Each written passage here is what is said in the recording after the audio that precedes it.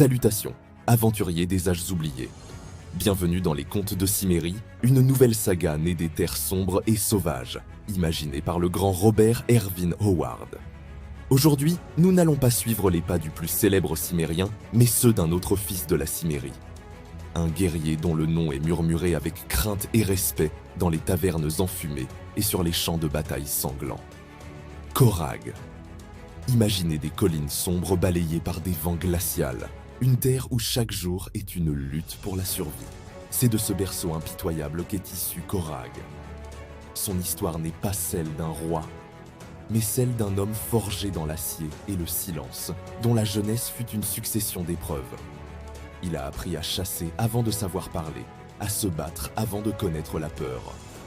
Contrairement à Conan qui a quitté sa patrie très jeune pour parcourir le monde, Korag est resté, devenant le gardien silencieux de son clan, le roc sur lequel les siens pouvaient s'appuyer. Son visage, buriné par les épreuves, porte les cicatrices de 1000 combats contre des bêtes sauvages et des tribus rivales. Ses yeux d'un gris d'acier ont vu plus de morts que la plupart des hommes ne verront de lever de soleil. Notre récit commence alors qu'une ombre s'étend sur la Cimmérie. Pas l'ombre d'un sorcier ou d'un démon, mais une menace bien plus tangible et insidieuse. L'Aquilonie. L'empire le plus puissant du monde iborien, avec ses légions disciplinées, ses ingénieurs et ses politiciens avides, jette un regard concupiscent sur les terres du Nord. Pour eux, la Cimmérie n'est qu'une contrée barbare à civiliser, une réserve de ressources et d'esclaves à exploiter. Ils construisent des forts, tracent des routes et leurs patrouilles s'aventurent de plus en plus profondément en territoire cimmérien, testant les défenses, provoquant les clans. Korag observe cette avancée avec une fureur contenue. Il voit les forêts ancestrales tomber sous la hache des légionnaires, les sources sacrées souillées par leur camp. Il entend les récits de Cimmériens capturés, de femmes et d'enfants emmenés vers un destin pire que la mort. Pour les Aquiloniens, ce sont des barbares. Pour Korag, c'est son peuple, sa terre, son âme qui est attaquée. La civilisation n'est qu'un masque pour la cupidité et la tyrannie. La tension monte.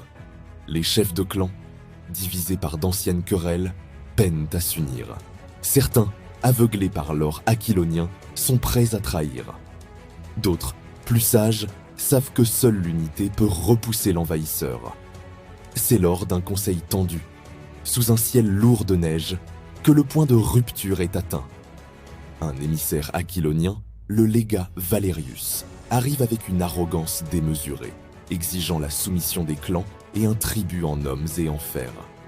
Son mépris pour les traditions cimmériennes est la goutte d'eau qui fait déborder le vase. Dans le silence glacial qui suit l'insulte du légat, un seul homme se lève. C'est Korag. Il ne prononce qu'un mot, un défi, un serment. Le sang va couler. La guerre n'est plus une menace, elle est une certitude. Korag sait que ce combat ne se gagnera pas seulement avec la force brute, mais aussi avec la ruse. Il décide de frapper le premier, là où l'ennemi s'y attend le moins.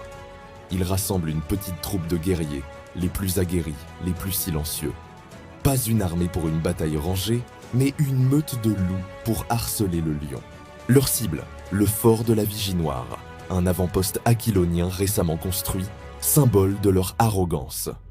Sous le couvert d'une nuit sans lune, ils s'infiltrent, se déplaçant comme des spectres. Korag connaît chaque rocher, chaque crevasse de sa terre. Les sentinelles aquiloniennes, trop confiantes, ne voient rien venir. Les gorges sont tranchées dans le silence. La panique s'empare du fort lorsque les premiers brasiers s'allument. Ce n'est pas une bataille, c'est un massacre. Au lever du jour, le fort de la Vigie Noire n'est plus qu'une ruine fumante. Un avertissement macabre gravé dans le bois et la pierre. La nouvelle de l'audace de Korag se répand comme une traînée de poudre. Il devient un symbole, le croc de Cimmérie. Les clans, inspirés par sa victoire, commencent à mettre de côté leurs différends. Ils voient en lui non pas un chef qui commande, mais un frère qui combat à leur côté. Mais la réponse de l'Aquilonie ne se fait pas attendre. Furieux de cette humiliation, le commandement envoie une force punitive bien plus importante, menée par un général impitoyable connu sous le nom de Corbeau de Fer, Titus Scipio. Un tacticien froid et calculateur, qui ne partage pas l'arrogance de ses prédécesseurs. La véritable guerre commence. Korag sait qu'il ne peut affronter les légions en terrain découvert. La survie de la Cimmérie dépend de sa capacité à transformer ses terres en un tombeau pour l'envahisseur. La guérilla devient son arme. Embuscades dans les gorges étroites, raids nocturnes sur les convois de ravitaillement, pièges mortels dissimulés dans les forêts. Chaque jour est une nouvelle blessure infligée à l'armée aquilonienne.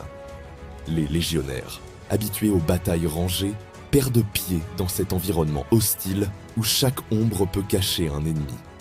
Le moral chute, la peur, une émotion qu'ils avaient oubliée, s'installe dans leurs rangs. Au cœur de cette guerre de l'ombre, un duel à distance s'engage entre Korag et Titus Scipio. Le Corbeau de Fer est un adversaire redoutable. Il apprend vite, il s'adapte. Il commence à utiliser les propres tactiques des Cimmériens contre eux, recrutant des traîtres, utilisant des éclaireurs pour cartographier le terrain. La guerre devient un jeu d'échecs mortel, où chaque mouvement peut être le dernier.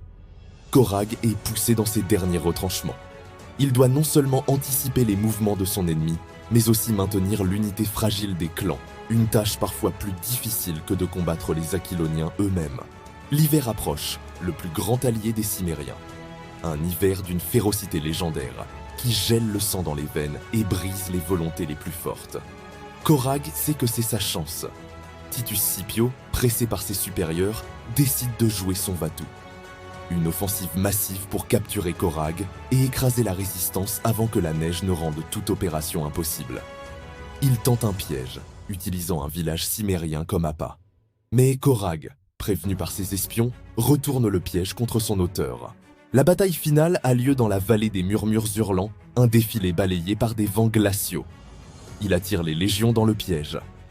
Alors que les Aquiloniens s'enfoncent dans la vallée, des milliers de guerriers cimmériens surgissent des hauteurs, déclenchant des avalanches de rochers et de troncs d'arbres. C'est le chaos. La discipline aquilonienne vole en éclats face à la fureur barbare et à la colère de la nature. Au milieu du carnage, Korag se ferait un chemin jusqu'à Titus Scipio. Le duel est bref, brutal. La hache cimmérienne contre le glaive aquilonien. L'acier crie, et c'est finalement l'instinct sauvage, la force née d'une vie de lutte, qui l'emporte. Korag abat le Corbeau de Fer. La défaite est totale pour l'Aquilonie. Les survivants de la Légion battent en retraite, harcelés jusqu'à la frontière. La Cimmérie est libre, pour un temps. Korag se tient sur une crête, regardant la neige tomber sur le champ de bataille silencieux. Il n'y a pas de joie dans ses yeux, seulement la lassitude du guerrier. Il a sauvé sa terre, mais à quel prix? Le sang a appelé le sang. L'Aquilonie est un empire puissant. Ils reviendront. La menace n'est que repoussée, pas anéantie. Korag le sait. Sa veille ne fait que commencer. Et ainsi s'achève ce conte des terres de Cimmérie. L'histoire de Korag nous rappelle que même dans un monde dominé par les empires et la civilisation, l'esprit indomptable d'un seul homme peut changer le cours du destin. Si cette épopée vous a plu, n'oubliez pas de liker, de partager et de vous abonner à la chaîne pour ne manquer aucune de nos prochaines aventures dans l'univers d'Howard. Dites-nous en commentaire ce que vous avez pensé de cette histoire. Merci de nous avoir suivis et à très bientôt pour de nouveaux contes de Cimmérie.